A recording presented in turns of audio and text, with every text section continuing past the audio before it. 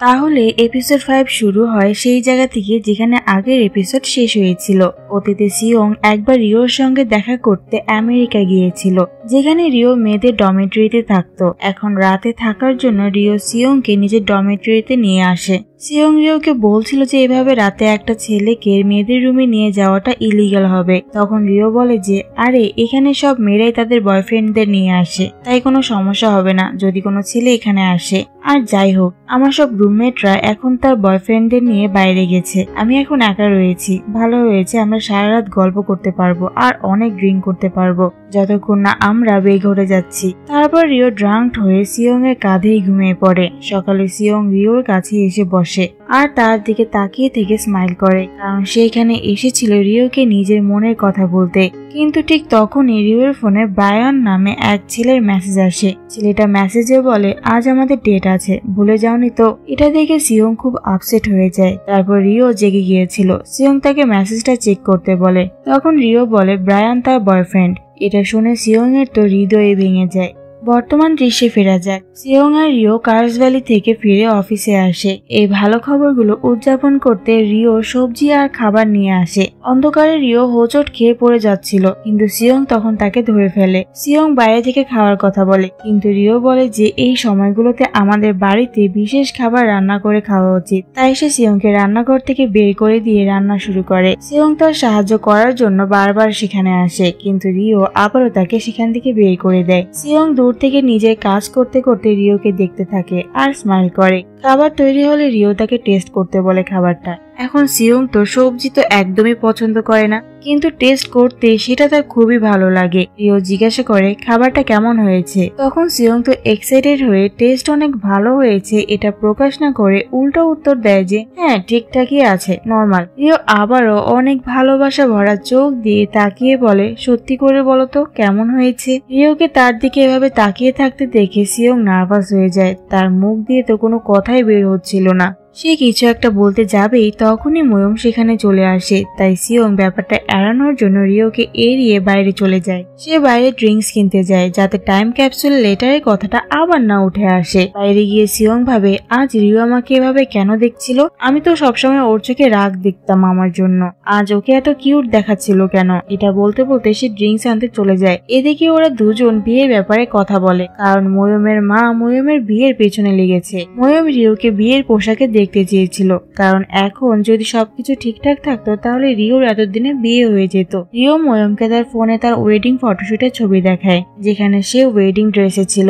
ময়ূম বলে আমি তো তোমার ব্রেকআপের কারণ খুঁজে বের করবই, আর যদি দেখি এখানে ওই জুনের দোষ আছে তাহলে আমার চেয়ে খারাপ কেউ হবে না। আচ্ছা তুমি কি ওই জুনের ওপর থেকে মুভ অন করে নিয়েছো, ওকে ভুলে গিয়েছো? যার উত্তরে রিও বলে না, আমি এখনো তাকে ভালোবাসি। ঠিক তখনই সিয়ং সেখানে আসে, কারণ সে তার ওয়ালেটটা ভুলে ফেলে রেখে গিয়েছিল। তাই সে ওয়ালেট নিয়ে আবার ড্রিঙ্কস আনতে চলে যায়, কিন্তু যেতে যেতে তাকে খুব দুঃখী দেখাচ্ছিল, কারণ সে রিওর মুখ থেকে শুনে ফেলেছিল যে রিও এখনো তার এক্স কে ভুলতে পারেনি, এখনো সে তার এক্স বয়ফ্রেন্ডকে ভালোবাসে। পরের সিনে দেখায় রিওর মা বুদ্ধ মন্দির দর্শন করতে আসে, যেখানে সব মায়েরা তার সন্তান আর পরিবারের জন্য প্রার্থনা করে।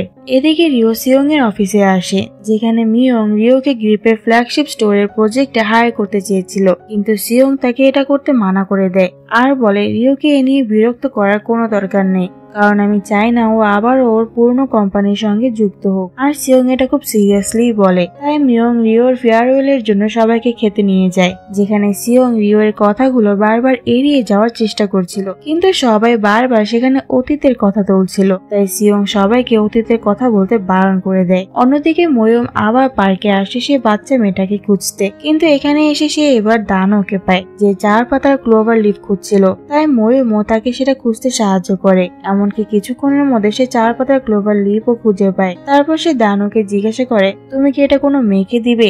দানু বলে হ্যাঁ। ময়ূম তাকে সেই পাতাটা দেয়, যা পেয়ে দানু খুব খুশি হয়। এদিকে রিও খাওয়ার পর আবার সিয়ং এর অফিসে আসে আর সিয়ংকে জিজ্ঞাসা করে তুমি কি সত্যি এই প্রজেক্টে আমার সাহায্য চাও না। যদি তুমি আমাকে নিয়ে টেনশন করো তাহলে ঠিক আছে, ব্যাপার না, আমি টাইম বের করে তোমাদেরকে সাহায্য করব। কিন্তু সিয়ং তাকে মানা করে দেয় আর বলে, তুমি কি তোমার স্বপ্ন খুঁজে বের করতে চাও না? কেন তুমি বিনা কারণে সময় নষ্ট করছো? তুমি তোমার কাজ করো আর আমাকে আমার কাজ করতে দাও। রিও বলে, এত উত্তেজিত হওয়ার কি আছে, আমি শুধু তোমাকে সাহায্যই করতে চেয়েছিলাম, আর স্বপ্নের কথা যতদূর আমি সারাদিন সেটা নিয়েই ভাবছি। কিন্তু সিয়ং বলে, ভাবা বন্ধ করো আর সেটা কাজে পরিণত করো। সে এটা বলে চলে যেতে নেয়। তখন রিও বলে, তোমার সমস্যা কি? তুমি কি কোনো কারণে আমার উপর রাগ করে আছো? আমি দেখছি তুমি কাল থেকে আমাকে ইগনোর করে যাচ্ছ, আর তুমি অকারণে আমার উপর রাগ করছো। সিয়ং কিছু বলতে যায় তার আগে একটি মেয়ে এসে তাকে পিছন থেকে জড়িয়ে ধরে, যা দেখে সিয়ং আর রিও দুজনেই অবাক হয়ে যায়। আর তখনই জানা যায় যে এই মেয়েটির নাম তেহি, যে ছিল সিয়ং এর এক্স গার্লফ্রেন্ড, আর সে সিয়ং কে ছেড়ে চলে গিয়েছিল অন্য কারোর জন্য। তাই মিয়ং তেহির উপর রাগ করে তাকে এখানে আসতে বারণ করে। তখন তেহি বলে যে সে এখানে এসেছে একজন ক্লায়েন্ট হিসেবে। আসলে তেহি একজন পটার আর্টিস্ট, যে খুব দামি বাটি, হাড়ি আর রান্নাঘরের জিনিসপত্র ডিজাইন করে। আর সে একটি খুব বড় কোম্পানির প্রজেক্টে কাজ করছে, আর এই প্রজেক্টে ডিজাইন বানাতে তার সিয়ং এর সাহায্যের দরকার। মিয়ং তো প্রথমে এটা শুনে সরাসরি মানা করে দেয়, কিন্তু তেহি বলে যে সে তাকে মিলিয়ন টাকায় পেমেন্ট দিতে রাজি। এমনকি সে মিয়ংকে একটি স্পেশাল বাটিও গিফট করবে, যার দাম ছিল 1 মিলিয়ন ওয়ানের বেশি। এটা শুনে মিয়ং তো সঙ্গে সঙ্গে রাজি হয়ে যায়। এদিকে লিনা রিওর কাছে তেহি সম্পর্কে জানতে চায়। রিও তাকে বলে যে তেহি হলো সিয়ং এর এক্স গার্লফ্রেন্ড, যার সঙ্গে তার একসময় খুব প্যাশনেট রিলেশন ছিল। এরপর আমাদেরকে একটি ছোট্ট ফ্ল্যাশব্যাক দেখানো হয়। যখন রিও ছুটিতে আমেরিকা থেকে কোরিয়া ফিরেছিল, তখন সে দেখে সিয়ং আর তেহি তাদের বাড়ির বাইরে গাড়ির ভেতরে কিস করছিল। বর্তমান দৃশ্যে ফেরা যাক। তেহি আর সিয়ং এখানে আসে। তেহি রিওকে জিজ্ঞাসা করে, তুমি কি সত্যি ভেবেছিলে আমাদের সম্পর্ক এতটাই প্যাশনেট ছিল? রিও তাদেরকে নিয়ে গসিপ করার জন্য তাদের কাছে ক্ষমা চায়। তেহি বলে, তুমি রিও না যার কথা সিয়ং সবসময় আমাকে বলতো? প্লিজ তুমি কি সিয়ংকে রাজি করাতে পারবে আমার সঙ্গে কাজ করতে? তুমি তো ওর ক্লোজ ফ্রেন্ড, তোমার কথা ও না শুনে থাকতে পারবে না। কিন্তু সিয়ং তখনও মানা করছিল। তাই তেহি তাদেরকে উইকেন্ডে তার স্টুডিওতে আসার জন্য ইনভাইট করে, তার কাজ দেখার জন্য। মিয়ং তো তার এক কথাতেই রাজি হয়ে যায় আর বলে যে তারা সবাই আসবে। কিন্তু রিও কিছু একটা অজুহাত দিয়ে ওখানে যাবে না বলে দেয়, কারণ সে তাদের মধ্যে কাবাব মেয়ে হাড্ডি হতে চায় না। রাতে সিয়ং বাড়ি ফিরছিল, তখন সে তেহির কাছ থেকে একটি মেসেজ পায়, যেখানে তেহি তাকে বলে, তোমার সঙ্গে আবার দেখা হয়ে খুব ভালো লাগলো। যাওয়ার পথে সিয়ং রিওর বাবাকে বাড়ির বাইরে থেকে দেখে। তারপর তারা দুজনে একসাথে বসে ড্রিঙ্ক করে। পরের দিন রিও তার ভাই ডোজেনকে ঘুম থেকে ওঠানোর জন্য ডোজিং এর রুমে আসে, কিন্তু অনেকবার ডাকার পরও তার ভাই যখন ঘুম থেকে উঠে না, তখন রিও রাগ করে ভাইয়ের বিছানায় উঠে তাকে মারতে শুরু করে। এটা করতে গেলে ছেলেটা রিওকে বিছানায় ফেলে দেয়, কিন্তু আমরা দেখি যে এটা ছিল সিয়ং। তাকে এভাবে শার্টলেস অবস্থায় দেখে রিও তো অবাক হয়ে যায়। ঠিক তখনই ডোজিং রুমে আসে তাদের দুজনকে একসঙ্গে এভাবে দেখে। তাই সে চিৎকার করে তার বাবাকে বলতে যায়, বাবা দেখো ওরা এখানে কি করছে। সিয়ং তাড়াহুড়ো করে ডোজিনকে বোঝাতে যায় যে সে যা ভাবছে তেমন কিছুই নাই, কিন্তু তাড়াতাড়ি করে উঠতে যেয়ে সে আলমারির সঙ্গে ধাক্কা খায় আর তার পায়ে অনেক জোরে লাগে। এরপর রিও তাকে হাসপাতালে নিয়ে যায়। সিয়ং এর বাবা তাকে বলে পাটা ভাঙেনি, কিন্তু কিছুদিন হাঁটতে একটু কষ্ট হবে, তবে 7 দিন বিশ্রাম নিলেই ঠিক হয়ে যাবে। সিয়ং ব্যথায় কাতরাতে থাকলে রিও তাকে খেপাতে শুরু করে, আর তাদের দুজনের মধ্যে আবার তর্ক বিতর্ক শুরু হয়ে যায়। তাই সিয়ং এর বাবা তাদেরকে ছেড়ে পরের রোগী দেখতে চলে যায়। কিছুক্ষণ পর সিয়ংকে ডিসচার্জ করা হয়। তখন সিয়ং এর বাবা তাকে জিজ্ঞাসা করে এসব কিছু কিভাবে হলো। সে বলে যে গতকাল রাতে রিওর বাবার সঙ্গে ড্রিঙ্ক করার পর তারা আরো ড্রিঙ্ক করার জন্য রিওর বাড়িতে আসে, আর রিওর মা ট্রিপে গিয়েছিল, তাই তারা মজা মাস্তি একটু বেশি করে ফেলেছে। বেশি রাত হয়ে যাওয়ার কারণে ডোজিং সিয়ংকে নিজের ঘরে শুইয়ে দেয় আর সে গেস্ট রুমে গিয়ে ঘুমায়। তো যাই হোক, এখন এই অবস্থায় সিয়ং তো গাড়ি চালাতে পারবে না, আর আজই তাকে আর তার টিমকে তেহির স্টুডিওতে যেতে হবে। এখন কি আর করার, অগত্যা রিওকে তেহির স্টুডিওতে সিয়ংকে পৌঁছে দিতে হয়। এদিকে দানো আর ময়ূমের আবারও কনভেনিয়েন্স স্টোরের বাইরে দেখা হয়ে যায়, কিন্তু আজ দানো ময়ূমকে তার প্রিয় ড্রিঙ্ক আর চকলেট কিনে দেয় ধন্যবাদ হিসেবে। কাল তার জন্য সেই ক্লোভার লিফ খুঁজে বের করে দেওয়ার জন্য। ময়ূম তাকে জিজ্ঞাসা করে সে মেয়েটা কি ওই ক্লোভার লিফটা পছন্দ করেছিল। দানো বলে না, আমি তাকে বলেছিলাম যে আমি অনেক কষ্ট করে এটা খুঁজেছি, কিন্তু আমি এটা পাইনি, আর তারপর একটা মেয়ে আমাকে এসে খুঁজে দিয়েছে এটা। ময়ূম বলে তুমি কেন আবার আমার কথা ওকে বলতে গেলে যে আমি এটা খুঁজে পেয়েছি? সেই মেয়েটা নিশ্চয় রেগে গিয়েছিল এটা শুনে। দানো বলে আমি মিথ্যা কথা বলতে পারি না। সে এটা বলে চলে যায়। ময়ূম বলে কত বোকা ছেলেটা, অন্যদিকে রিওর গাড়ি চালানো দেখে সিওং ভয় পাচ্ছিল যে কখন নাকি যেন ঘটে যায়, কিন্তু রিও তাকে শান্ত থাকতে বলে। কয়েক ঘন্টা ড্রাইভ করার পর তারা স্টুডিওতে পৌঁছায়। তেই তাদেরকে রিসিভ করতে আসে। এখন সিওং এর এই অবস্থা দেখে তেই একটু চিন্তিত হয়, আর রিওকে এখানে দেখেও খুব খুশি হয়, তাই সে তাকেও ভেতরে আসতে বলে আর সিওংকে হাঁটতে সাহায্য করে। রিওর এই জায়গাটা খুব পছন্দ হয়। এখানে তেই তার প্রতিবেশী দাদিদের সাহায্যে ট্রেডিশনাল মশলা আর সস বানাতো, আর আজ সে সয়াবিন পেস্ট বানাতে যাচ্ছিল, যার জন্য তার আরো কয়েকজন মানুষের দরকার ছিল। তাই আজ তেই ওদের সবাইকে ডেকেছিল যাতে সিওং এর টিম এখানে এসে তাদের সাহায্য করতে পারে। কিন্তু মিয়ং আর বাকিরা তখনও রাস্তায় ছিল। রিও তো এই সয়াবিন পেস্ট বানানোর প্রসেসটা জানার ব্যাপারে খুবই আগ্রহী ছিল, তাই সে বলে যে সে তাদের সাহায্য করবে। দাদিমারা আসার পর রিও তাদের সঙ্গে সয়াবিন পেস্ট বানানো শুরু করে। রিওকে এত খুশি দেখে সিওংও খুশি হয়ে ওদের সাহায্য করতে আসে। এরপর তেই সিওংকে ভেতরে ডাকে কিছু কথা বলার জন্য, যেখানে সে তাকে বলে যে কাজ তো ছিল একটা জাস্ট অজুহাত। আসলে সে তো আবার সিওং এর সাথে দেখা করতে চেয়েছিল, তাই তো সে সিওং এর অফিসে গিয়েছিল যাতে তাদের সম্পর্কটা আবার ভালো হয়।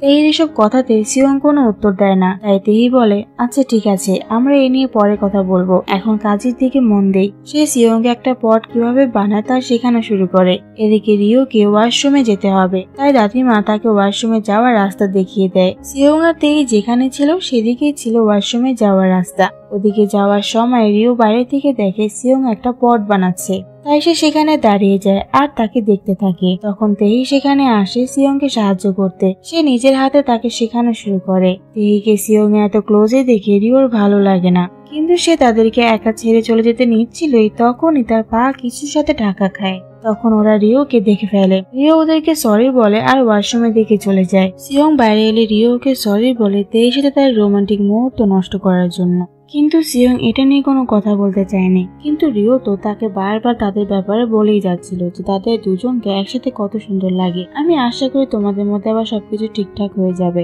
আর তোমরা আবার একসাথে হবে। এখন যেহেতু তোমরা আবার দেখা করছো, তাই পুরনো অনুভূতিটা আবার ফিরে আসা স্বাভাবিক। এটা শুনে সিওং থেমে গিয়ে তাকে বলে অন্যের লাইফে নাক গলানো বন্ধ করো। রিও বলে এত সিরিয়াস হওয়ার কি আছে, আমি তো শুধু চাই তুমি এখন তাকে পছন্দ করো, তাহলে তোমাদের মধ্যে সবকিছু ঠিকঠাক হয়ে যাবে। আর যাই হোক, আমি তো তোমার বন্ধুর মতোই বলছি, এমন কথা তো বন্ধুদের মধ্যেই হয় তাই না? যার উত্তরে সিওং বলে কিন্তু তোমার আর আমার মধ্যে এমন কথা হতে পারে না। এটা বলে সে সেখান থেকে চলে যায়। বাইরে মিয়ং আর তার টিমের সাথে দেখা হয়ে যায়। ওরা ভেতরে আসে আর সিওং বাইরে যায় একটু ফ্রেশ এয়ার নিতে। মিয়ং আর তার টিম ওদের কাজে সাহায্য করতে আসে। এদিকে সিওং একটা গাছের নিচে বসে থাকে আর রিওর কথা ভাবতে শুরু করে আর মনে করতে থাকে যখন রিও বলছিল যে সে এখনো তার এক্স কে ভুলতে পারেনি, সে এখনো তাকে ভালোবাসে। সিওং এই ব্যাপারটা নিয়ে এখনো আপসেট ছিল। পরের সিনে দেখায় প্যারামেডিক টিম একটা ইমার্জেন্সি কলের লোকেশন পায়, যেখানে একটা মেয়ে অজ্ঞান হয়ে পড়ে রয়েছে আর তার খুব জ্বর ছিল। ময়ম সেখানে গিয়ে দেখে এই মেয়েটা সেই পার্কের বাচ্চা মেয়েটা ছিল যে অজ্ঞান হওয়ার আগে 119 এ কল করে। ময়ম তার সাথে কথা বলার চেষ্টা করে। সে মেয়েটা তাকে তার নাম বলে যে তার নাম ইয়ংদু, কিন্তু নাম বলার পরই সে অজ্ঞান হয়ে যায়। তাই ময়ম তাকে হাসপাতালে নিয়ে আসে। অন্যদিকে রিও খুব ভারী একটা হাড়ি নামাতে সাহায্য করছিল, কিন্তু তখন একটা পাথরে ধাক্কা খাওয়ার কারণে হাড়িটা ট্রলি থেকে পড়ে ভেঙে যায় আর পুরো সয়াবিন পেস্ট মাটিতে পড়ে যায়। সিওং রিওকে পড়ে যেতে দেখে ওর কাছে ছুটে আসে আর ওকে বকতে শুরু করে যে যদি তুমি পড়ে যেয়ে ব্যথা পেতে তাহলে কি হতো? তুমি কি কখনো কোনো কাজ সাবধানে করতে পারো না? তুমি যেহেতু নিজেকে সামলাতেই পারো না, তাহলে এমন কাজ করো কেন? রিও বলে যে কত কষ্ট করে পেস্টটা বানানো হয়েছিল, সব নষ্ট হয়ে গেল।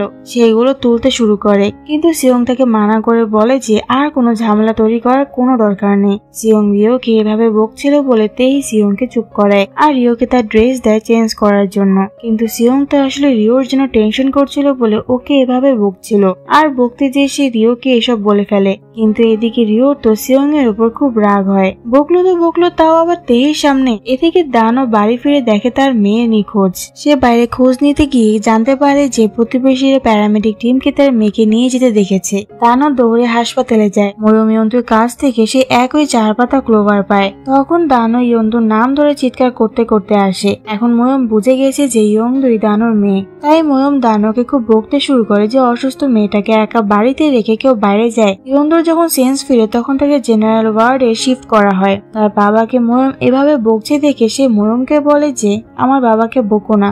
আমি তাদেরকে পছন্দ করি না যারা আমার বাবাকে বকে, তাই আমি তোমার সাথে আর কথা বলবো না।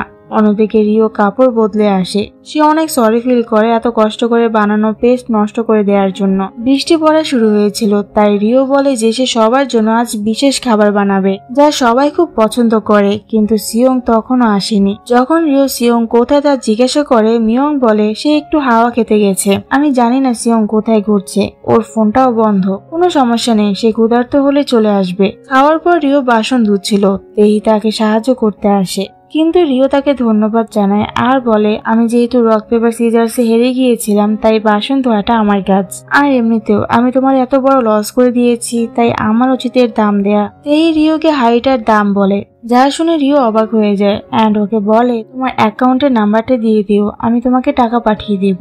কিন্তু তেহি বলে কোনো সমস্যা নেই, তুমি আজ আমাদের এত ভালো খাবার রান্না করে খাইয়েছো, আমি রেসিপি চাই, এর বিনিময়ে সব মিটে যাবে। রিও বলে হ্যাঁ অবশ্যই, আমি তোমাকে রেসিপিটা পাঠিয়ে দিব। এদিকে দানু ইয়ন্তুর কাছে ক্ষমা চায় তাকে এভাবে ছেড়ে দেওয়ার জন্য। ইয়ন্তু বলে সরি বলার কোনো দরকার নেই, তুমি তো আগেই আমাকে শিখিয়েছিলে যদি খারাপ লোকের সঙ্গে দেখা হয় তাহলে 112 নাম্বারে কল করো, আর যদি অসুস্থ হও তাহলে 119 নাম্বারে কল করো, তাই চিন্তা করো না, আমি ভালো আছি। আর আমি সরিও, আমি তোমার আনা ক্লোভারটা পছন্দ করিনি বলে। এদিকে তেহি রিওকে তার সব ডিজাইনিং পটস দেখায়। সে তাকে এগুলো সম্পর্কে বলে কিভাবে সে এই কাজ শুরু করেছিল আর কেন সে এই পটগুলো বানাতে এত পছন্দ করে, কারণ এটা তার স্বপ্ন ছিল আর এগুলো বানাতে সে অনেক আনন্দ পায়। তেহি রিও রান্না এত পছন্দ করেছিল যে সে তার প্রশংসা করতে করতে ক্লান্ত হচ্ছিল না। এর ফলে রিও কিছু বুঝতে পারে। কিছুক্ষণ পর তেহি সিয়ং এর সঙ্গে কথা বলতে আসে, যেখানে সে বলে তুমি কি মনে করো যখন রিও বলেছিল আমরা খুব প্যাশনেট ডেট করতাম, কিন্তু তখন আসলে আমি শুধু আবেগপ্রবণ ছিলাম, তুমি কখন আমাকে আবেগ দিয়ে ভালোবাসোনি, শুধু আমি তোমাকে ভালোবেসে গিয়েছি, তাই আমি তোমাকে ছেড়ে দিয়েছি। সিয়ং নানান অজুহাত দেয়া শুরু করছিল, কিন্তু তেহি তো সত্যটা জানতো। সে তাকে বলে হাড়িটা আগে একটু ভাঙা ছিল আর তুমি রিওর উপর অনেক চিৎকার করেছো আর ওকে অপমানও করেছো অনেক, কিন্তু তখন আমি এটা ইচ্ছে করেই বলিনি, কারণ আমি রিওর সাথে অনেক জেলাস ছিলাম। এটা শুনে সিয়ং অবাক হয়ে যায়। এদিকে রিওর ঘুম আসছে না, তাই সে বাইরে আসে। তখন সে দেখে তার কাপড় ধোয়া আর আয়রন করাও আছে। সে বুঝতে পারে এটা সিয়ং করেছে। ফ্ল্যাশব্যাকে আমরা দেখি যখন সে কাপড় বদলে বাইরে যায় তখন সিয়ং তার কাপড় ধুয়ে দিয়েছিল। তারপর রিও হাঁটতে হাঁটতে সে ইয়ঙ্গি পটসের কাছে পৌঁছায়, যেখানে সে প্রতিটা পট খুলে দেখছিল। তখন সিয়ং এখানে আসে, তাকে বাইরে আসার কারণ জিজ্ঞাসা করলে সিয়ং বলে তারও ঘুম আসছে না। তখন রিও তাকে বলে ভেতরে গিয়ে খেয়ে নিতে, কারণ সে সিয়ং এর জন্য খাবার তুলে রেখে দিয়েছিল। সিয়ং বলে হ্যাঁ আমি পরে খেয়ে নিব। তখন রিও তাকে জিজ্ঞাসা করে কিভাবে আমার কাপড়ে সেই দাগ তুলেছ। সিয়ং বলে আমি রাইস আর ভিনেগার ব্যবহার করেছি। তখন রিও হাসি মুখে বলে তুমি এত ভালো কবে থেকে হলে। তখন সিয়ং তাকে জিজ্ঞাসা করে তুমি এখানে কি করছো। রিও বলে আমি এগুলোর মধ্যে সয়া সস খুঁজছি, দাদিমারা আমাকে বলেছিলেন যে এই জারে কিছুতে 100 বছরের পুরনো সয়া সস আছে আর এই সস দিয়ে অনেক রকমের খাবার বানানো যায়, আর এটা দিয়ে খাবার বানালে নাকি সেই খাবারের স্বাদ 10 গুণ বেড়ে যায়। তখন সিয়ংও বলে যে সে তাকে এটা খুঁজতে সাহায্য করবে। তখন রিও বলে যে যেটার গন্ধ সবচেয়ে ঘন আর তীব্র সেটাই সয়া সস। তারপর তারা দুজন মিলে সেটা খুঁজতে শুরু করে। কিছুক্ষণের মধ্যে রিও সেটা খুঁজে পায়, আর সে সয়া সস এতটাই পরিষ্কার ছিল যে তাতে চাঁদ, তারা আর আকাশ একেবারে পরিষ্কার দেখা যাচ্ছিল। রিও সেটা দেখে অনেক খাবারের নাম বলতে শুরু করে। সিয়ং বলে তোমার কি খিদে পেয়েছে। তখন রিও খুব খুশি হয়ে বলে সিয়ং আমি পেয়ে গিয়েছি আমার স্বপ্ন, যদিও এটা এতটা বড় নয় কিন্তু আমি রান্না করতে চাই। রিও এটা বলতে বলতে খুব খুশি হচ্ছিল, তার মুখে চোখে সে এক্সাইটমেন্টটা প্রকাশ পাচ্ছিল। আর রিওর মুখে হাসি দেখে সিয়ং এর মুখেও হাসি ফুটে ওঠে। সিয়ং তাকে দেখে খুব খুশি হয়। তখন তার মনে পড়ে তেহির কথা। তেহি তাকে বলেছিল যে সে রিওকে জেলাস করে। সে বলেছিল যে যখন তুমি রিওর সঙ্গে থাকো তখন তুমি পুরো একটা অন্য মানুষ হয়ে যাও, যাকে আমি কখনোই দেখিনি। তুমি ইউজুয়ালি খুব রাগী মুডে থাকো, তুমি কারোর সাথে ভালোভাবে কথা বলো না, তুমি খুব ইম্যাচিউর বিহেভ করো। কিন্তু যখন তুমি রিওর সঙ্গে থাকো তখন তোমার চোখ সবসময় রিওর ওপর থাকে। তুমি জানো তুমি ওকে কিভাবে দেখো, যেন তুমি ওর খুশিটা নিজের করে দেখো। ওকে দেখলে তুমি শুধু ওর দিকে তাকিয়ে স্মাইল করো, যখন রিও হাসে তুমি শুধু তার দিকে তাকিয়ে থাকো। আর এখনো সিয়ং শুধু রিওর দিকে তাকিয়েছিল। রিওকে খুব খুশি দেখাচ্ছিল, সিয়ংও তাকে দেখে খুব খুশি হচ্ছিল, আর সে শুধু হাসছিল। সিয়ং মনে মনে বলে আমি অনেকদিন ধরে আমার অনুভূতি থেকে পালাচ্ছিলাম, কিন্তু রিওকে আমার সামনে এত হাসি খুশি থাকতে দেখে আমি বুঝলাম যে আমি রিওকে আর পছন্দ করা থেকে নিজেকে আটকাতে পারছি না। আর এখানে এপিসোড 5 শেষ হয়।